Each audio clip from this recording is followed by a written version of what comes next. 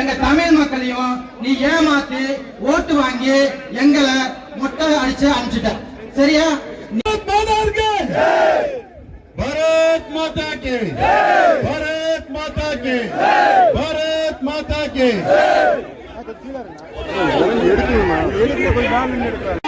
நமது தென்னகத்தின் சிங்கம், மதிப்பிற்கும் மரியாதைக்கும் உரிய நம் மாநிலத்தின் முன்னாள் தலைவர் அருமை சகோதரர் அண்ணாமலை அவர்கள் நீலகிரி மாவட்ட உதவி சட்டமன்றத்தில் வந்துள்ளார். அவரை நீலகிரி மாவட்டத்தின் உதவி சட்டமன்றத்தின் சார்பாகவும் நீலகிரி மாவட்ட தலைவர் வருகிறே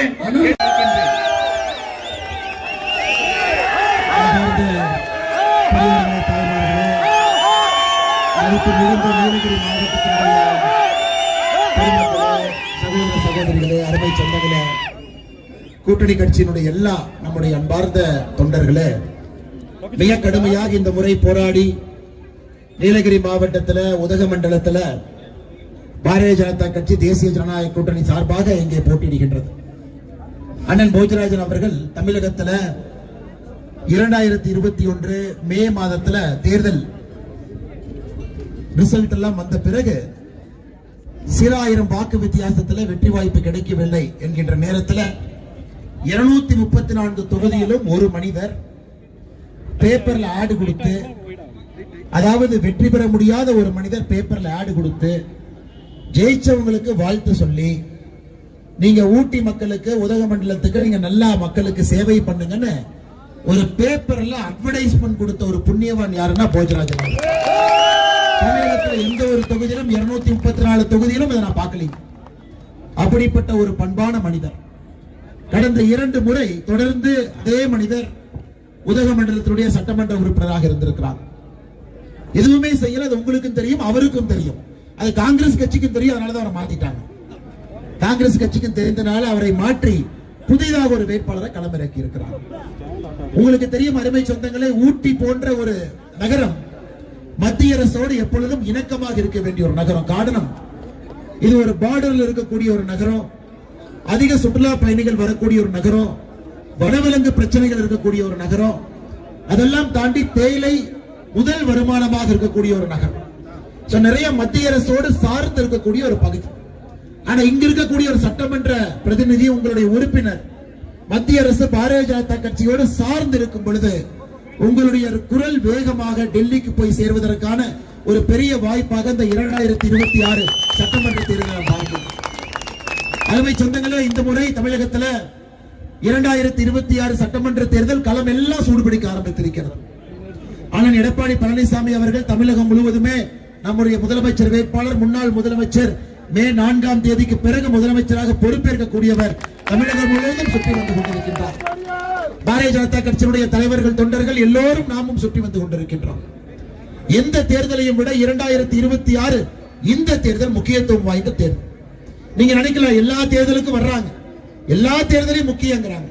அப்ப இந்த தேர்தலுடைய சிறப்பம்சம் என்னன்னு கேட்டீங்கன்னா, 5 ஆண்டு காலத்துல தமிழகத்துல ஒரு காட்டாட்சி என்று சொல்வதை விட, ஒரு மிருகாட்சி என்று சொல்வதை விட, பெண்களுக்கு குழந்தைகளுக்கு பாதுகாப்பு இல்லாத ஒரு ஆட்சி என்று சொல்வதை விட, யாருக்கும் பிரயோஜனம் இல்லாத ஒரு ஆட்சியாக 5 ஆண்டு காலம் பேக் பெஞ்சராக முதலமைச்சர் காலம் கடத்தி விட்டார். பேக் பெஞ்சர் எப்பவுமே பேக் பெஞ்சர்னு சொல்லுவோம். முதலமைச்சரை பொறுத்தவரை அவருக்கும் தெரியாது, சுத்தி இருக்கிறவங்க என்ன பண்றாங்கன்னு அவங்களுக்கும் தெரியாது.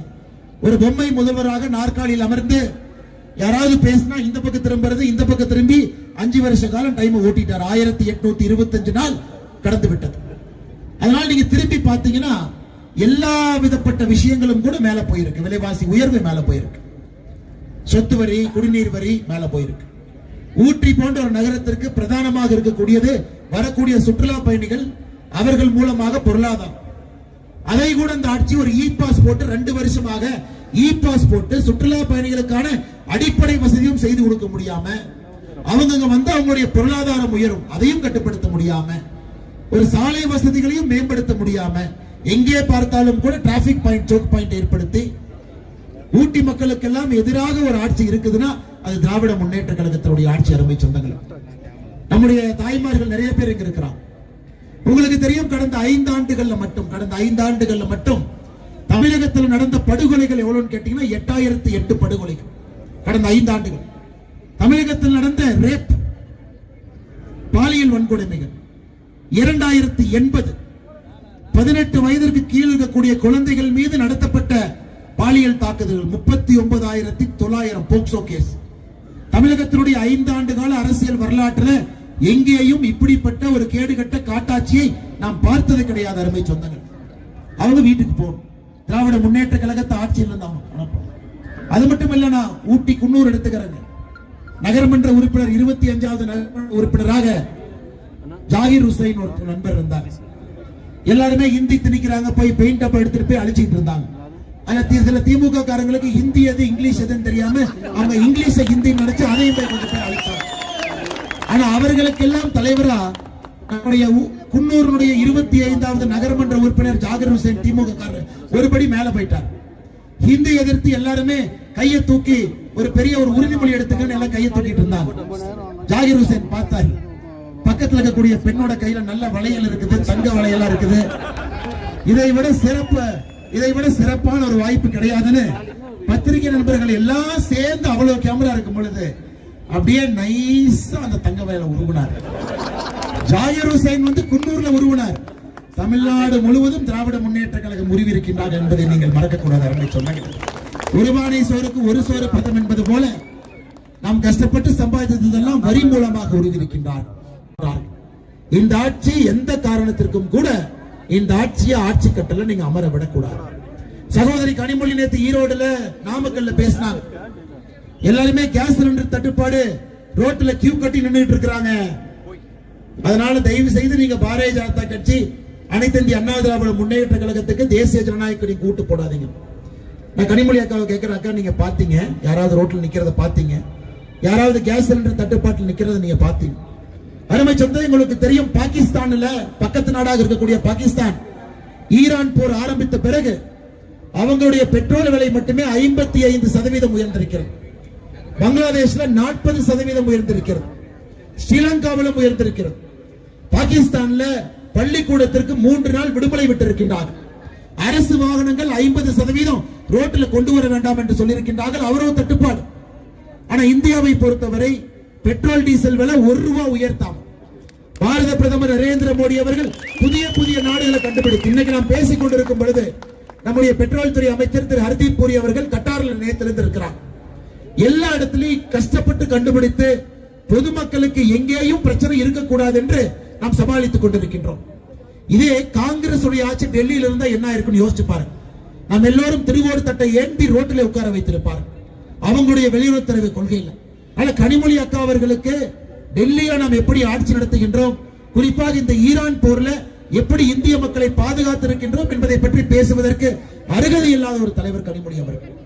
காங்கிரஸ் அவர்கள் ஆட்சி கட்டலிருந்து 2014 இறங்கும் பொழுது 14.5 கோடி மக்கள்கிட்ட கேஸ் சிலிண்டர் இருந்ததுங்க ஐயா. 14.5 கோடி குடும்பத்துக்கிட்ட. இன்னைக்கு அது 33 கோடி குடும்பமாக உயர்ந்திருக்கிறது. அவ்வளவு உயர்த்திருக்கு.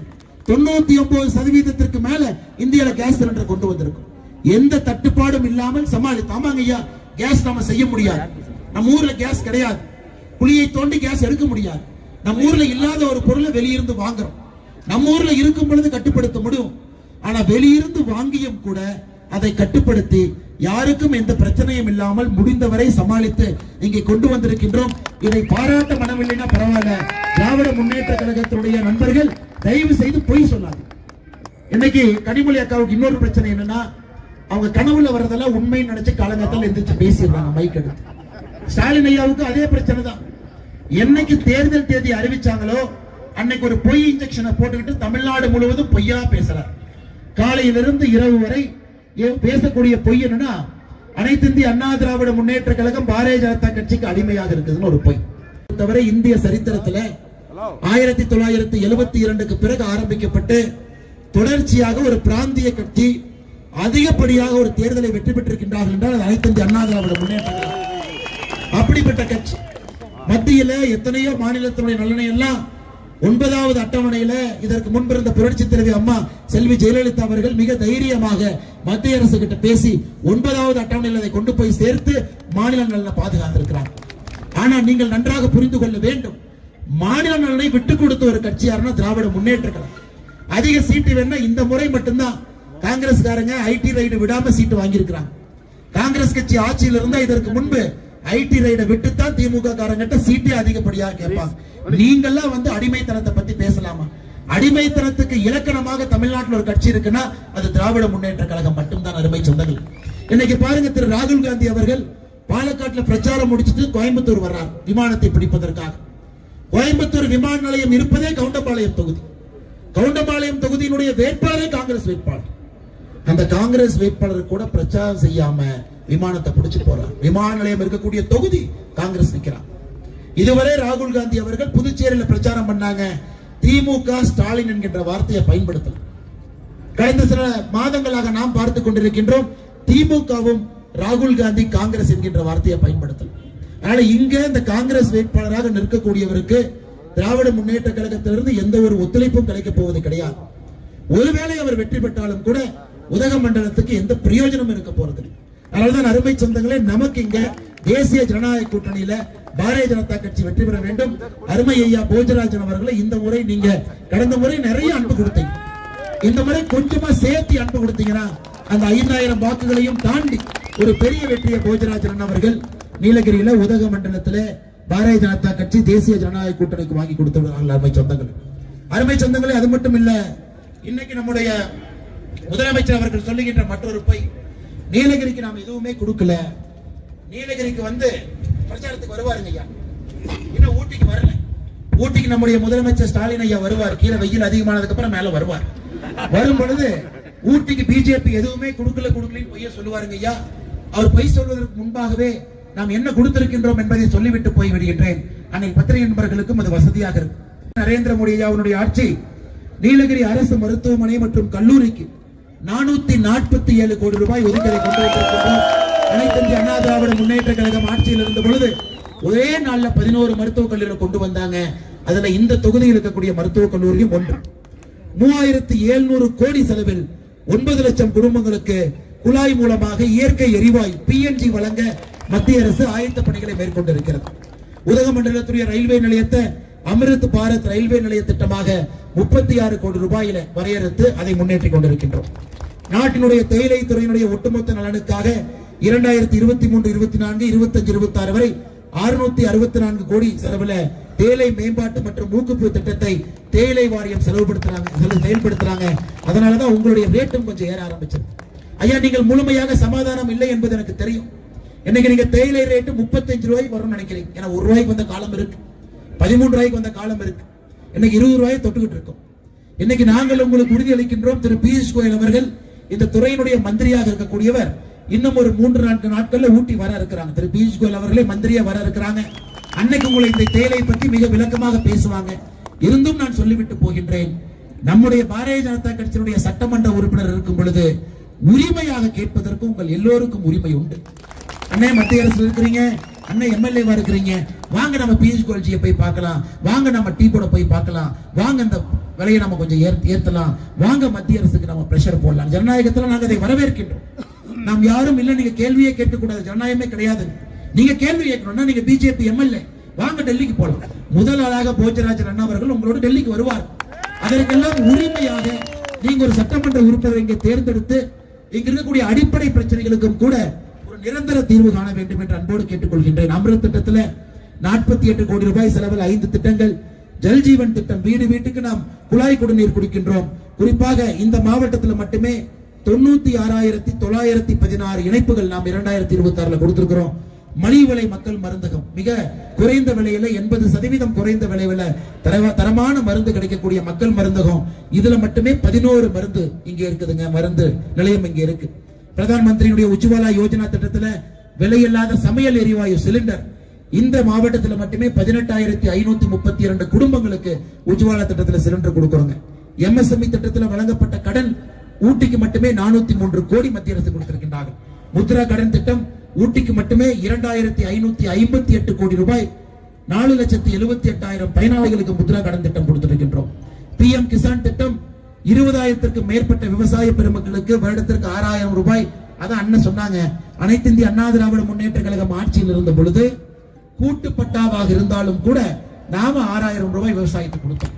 ஆனா திராவிட முன்னேற்ற கழகம் ஆட்சிக்கு வந்தவுடன் அவங்க செஞ்ச முதல் வேலை என்னன்னா 46 லட்சம் விவசாயிகள் பிஎம் கிசான் சம்மன் திட்டத்தில் இருந்தாங்க. அதை 21 லட்சமாக குறைத்து மத்திய அரசுக்கு நோட்டு கொடுத்தாங்க. 25 லட்சம் விவசாயிகளை பிஎம் கிசான் சம்மான் திட்டத்திலிருந்து எடுத்தது மத்திய அரசு கிடையாது, இது மாநில அரசு. காரணம், அனைத்து இந்திய அண்ணா திராவிட முன்னேற்ற கழகத்தினுடைய ஆட்சியில 46 லட்சம் பேருக்கு நம்ம 6000 ரூபாய் கொடுத்தோம். அதனால எங்களுடைய வேண்டுதல், அனைத்து இந்திய அண்ணா திராவிட முன்னேற்ற கழகம் தேசிய ஜனநாயக கூட்டணி ஆட்சிக்கு வந்தவுடன் விவசாயியாக இருக்கக்கூடிய அண்ணன் எடப்பாடி பழனிசாமி அவர்கள் செய்யக்கூடிய முதல் வேலையே இந்த கூட்டுப்பட்டால் இருக்கவங்களையும் கூட உள்ளே கொண்டு வந்து மறுபடியும் அவர்களுக்கு இந்த 5 ஆண்டு காலமாக தடைபட்டிருக்கக்கூடிய அந்த 6000 ரூபாயை நாம் திருப்பி கொடுக்க வேண்டும். அதுக்கு காரணம் விவசாயியாக நானும் சொல்லுகின்றேன், இது ரொம்ப ரொம்ப முக்கியம். என்ன எத்தனை இடத்துல ஒரு விவசாய குடும்பம் கூட்டுப்பட்டா வச்சிருக்காங்க, தவறு இல்ல. எதுக்கு பிரிக்கணும், எதுக்கு சொத்து பிரிக்கணும்? அண்ணன் தம்பி எங்களுக்குள்ள ஒன்னா இருக்கணுங்கிறாங்க. நாமளே அவங்கள சொத்து பிரிங்க, அண்ணன் தம்பி தனியா இருங்க, தனித்தனியா போங்கன்னு சொல்ற கதையால இருக்கு. ஆனால் நிச்சயமாக 2026க்கு பிறகு இது நடக்கும் என்று முழுமையாக நாங்கள் உத்தரவாதம் கொடுக்கின்றோம். அருமை சொந்தங்களே, கிராமப்புறத்துக்கான பிரதம மந்திரி ஆவாஸ் யோஜனா இந்த மாவட்டத்துக்கு மட்டும் 1947 வீடுகள் கட்டி கொடுத்திருக்கின்றோம். இதிலும் அனைத்து இந்திய அண்ணா திராவிட முன்னேற்ற கழகத்தை நான் இங்க சொல்லணும். பாரத பிரதமர் நரேந்திர மோடி அவர்கள் சொன்னார், தமிழகத்துல ஒரு திட்டம் மத்திய அரசுடைய திட்டம் மோசமா செயல்படுத்துறாங்கன்னா ஏழைகளுக்கான வீட்டு திட்டம் இங்கே மோசமாக செயல்படுத்துகின்றாங்க. கடந்த 5 ஆண்டு காலமாக வாங்கக்கூடிய எந்த அப்ளிகேஷனையும் மேல அனுப்புறதே கிடையாது. காரணம், எப்படி மத்திய அரசு வீடு கொடுப்பாங்க? இதை பாரத பிரதமர் நரேந்திர மோடி அவர்களே மதுராந்தகம் பொதுக்கூட்டத்துல மக்கள் முன்னாடி சொன்னாங்க, நாங்க வீடு கொடுக்கணும்னு நினைக்கிறோம், அப்ளிகேஷன் ஏன் நீங்க ப்ராசஸ் பண்ண மாட்டீங்க? அதனால அனைத்து இந்திய அண்ணா திராவிட முன்னேற்ற கழகம் தலைமையிலான தேசிய ஜனநாயக கூட்டணி ஆட்சி கட்டளை அமரும் பொழுது நாம் செய்யக்கூடிய முதல் வேலை 3 கோடி வீடுகள் நாம் மத்திய அரசின் சார்பாக அறிவித்திருக்கின்றோம். 2024 3 கோடி வீடு அறிவிச்சிருக்கிறோம். அதுல நிறைய வீட்டை தமிழ்நாட்டுக்கு கொண்டு வரும். அதற்கு உறுதுணையாக இந்த கூட்டணி இருக்கும். அதனாலதாங்க ஐயா, ஒரு கை தட்டினா சத்தம் வராதுங்க ஐயா, 2 கை தட்டினாதான் சத்தம் வரும். மத்திய அரசும் மாநில அரசும் இணைந்து ஒன்றாக இணைந்தால் மட்டும்தான் வளர்ச்சி நிச்சயம். இந்த சண்டை போறதுல முதல்ல யாரு பாதிக்கப்படுறீங்கன்னா ஊட்டி தான் பாதிக்கப்படுறீங்க. குறிப்பாக இந்த பார்டர்ல இருக்கக்கூடிய நகரங்கள் தான் இந்த சண்டையின் மூலமாக முதல்ல பாதிக்கப்படக்கூடிய பகுதிகள். அதனால் இருவரும் ஒன்றாக இணைந்து மத்திய அரசுடைய திட்டங்கள் முழுமையாக ஊட்டி கொண்டு வருவதற்கான எல்லா முயற்சியும் நம்ம எடுப்போம். அது மட்டும் இல்லைங்க, ஊட்டியில மட்டுமே 1,79,750 பேர் 5 லட்சம் ரூபாய் மருத்துவ அட்டை வைத்திருக்கிறீங்க. பாரத பிரதமருடைய 5 லட்சம் ரூபாய் மருத்துவ அட்டை 1,79,000 பேர் கையில் இருக்கு. ஆனா திராவிட முன்னேற்ற கழகத்தை பாருங்க ஐயா, 511 தேர்தல் வாக்குறுதி, 511, 1 அல்ல 2 அல்ல 3 அல்ல 511. ஐயா முதலமைச்சர் அவங்க எல்லா பக்கமும் போய் ஸ்டாலின் ஐயா சொல்றாங்க 99% நிறைவேற்றி விட்டோம். 99% முதலமைச்சர் அவர்களே, அந்த 99% இருக்கட்டும். நீங்க ஊட்டி கொடுத்த வாக்குறுதி நிறைவேற்றீங்களான்னு படிச்சுட்டு 99% வரும். ஊட்டிக்கு மட்டுமே இவங்க கொடுத்த வாக்குறுதி பாருங்க. தமிழ்நாடு அரசு தோட்டக் கழகத்தில் 3 ஆண்டுகளுக்கு மேல் பணியாற்றவர்களுடைய பணி நிரந்தரம் செய்யப்படும். 511 ஊட்டி வாக்குறுதி நிறைவேற்றலைங்க. உலக சுற்றுலா தலமான நீலகிரி மாவட்டத்தில் உதகை, குன்னூர் மற்றும் கூடலூர் பகுதியில் தேவையான இடங்களில் நவீன வசதிகளுடன் கூடிய ஹைட்ராலிக் கார் பார்க்கிங் வசதி செய்வோம். இல்லை. நீலகிரியில் தகவல் தொழில்நுட்ப பூங்கா அமைப்போம். இல்லை. நீலகிரி மாவட்டத்தினுடைய தோட்ட தொழிலாளர்கள் நல வங்கிகளில் பெற்றுள்ள கடன்களை ரத்து செய்ய நடவடிக்கை எடுப்போம். இல்லை. அருமை சொந்தங்களே, ஊட்டிக்கு மட்டுமே 511 தேர்தல் வாக்குறுதியில உங்களுக்கு மட்டும் 4 இருக்கு. நாளையும் செய்யணும். கணக்கு பாத்தீங்கன்னா 511 தேர்தல் வாக்குறுதியில 70 தேர்தல் வாக்குறுதி மட்டும் தான் நிறைவேற்றி இருக்கின்றார். இங்க நிறைய நமக்கு சின்ன குழந்தைங்க எல்லாம் இருக்கிறாங்க. 511ல 70 பாத்தீங்கன்னா 15 விழுக்காடு. முதலமைச்சருக்கு கணக்கு சொல்லி கொடுத்த வாத்தியார் நல்லவர் தாங்க, கத்துக்கிட்ட பையன்கிட்ட தான் பிரச்சனை. 511ல வெறும் 15 விழுக்காடு நிறைவேற்றிவிட்டு 99% நிறைவேற்றி விட்டோம் என்று பொய்யாக பேசிக்கொண்டு அந்த மொத்த குடும்பமே சுத்திக்கிட்டு இருக்கு. ஐயா, திமுக பிரச்சாரம் பண்றவங்க ராஜா அண்ணன் கிடையாது. இன்னைக்கு ராஜா அண்ணன் நம்ம இந்த பகுதியினுடைய எம்பி, அவர் தேவையில்லாம 4 நாளைக்கு முன்னாடி ஏதோ பேசி ஆடியோல வெளியே வந்துருச்சு. அவர் ஏதோ பொய்ய பேசுறேன்னு சொல்லி உண்மையா பேசிட்டார். முதலமைச்சருக்கு மூளையே இல்ல, முதலமைச்சருக்கு அறிவே இல்லை. இவங்க எல்லாம் ஒரு ஆளா? எப்படி 2Gல பணம் வாங்கணும் தெரியுமா? ரோஹித் பல்வா அங்க பணம் கொடுத்தாரு, அதை இப்படி மாத்தி அப்படி கலைஞர் டிவியில அப்படி அடிச்சு அப்படி வெளியே எடுத்தோம். நான் ஒரு புக் எழுதிட்டு இருக்கேன், அந்த புக்கு மட்டும் வெளியே வந்தா எல்லாம் ஆடிரும் ஏதோ பேசி கடைசியில ராஜா அண்ணா ஆடி போயிட்டார்.